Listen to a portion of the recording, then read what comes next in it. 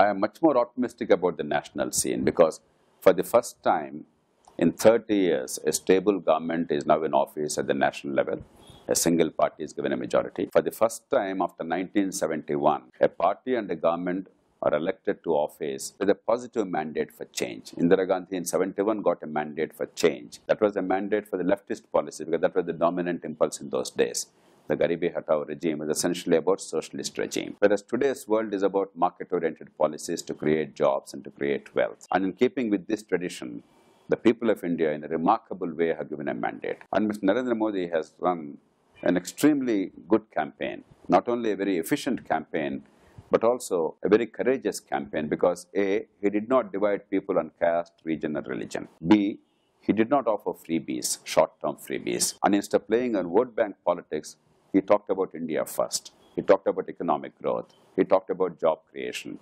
He talked about good governance. And despite the other parties harping on short-term freebies, he resisted the temptation. So he has a good foundation. He doesn't have a baggage. He can now honestly start delivering.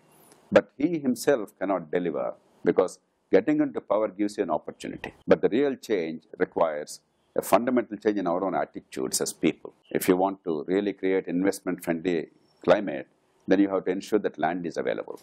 Water is available, power is available. We have to ensure that the labor market is flexible. We don't have rigid labor policies so that more and more people can be employed without fear. And all these things are contentious issues. Any government that attempts these things will find resistance. And unless we all understand what are the changes required for the country, and unless we all participate in the process of change, if we merely leave it to the elected government, they will fail surely because there are so many people who don't understand what is required to change India.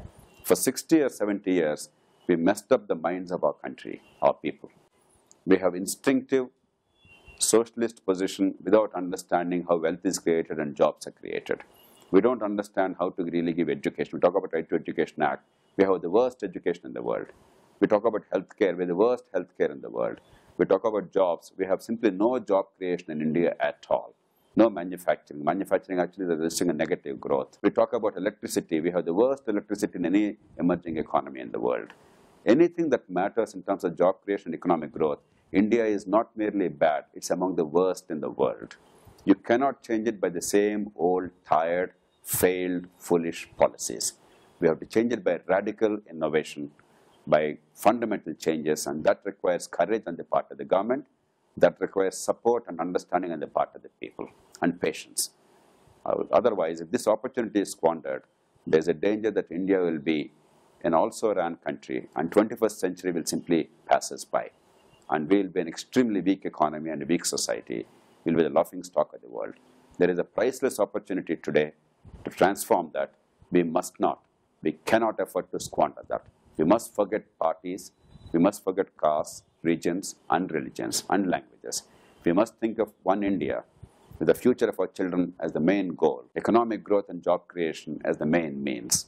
And if we don't have that collective vision as a country, for everything we make it contentious, we create problems and go to the streets and protest in order to stop every fundamental change that's required for the country, then we pay a heavy price.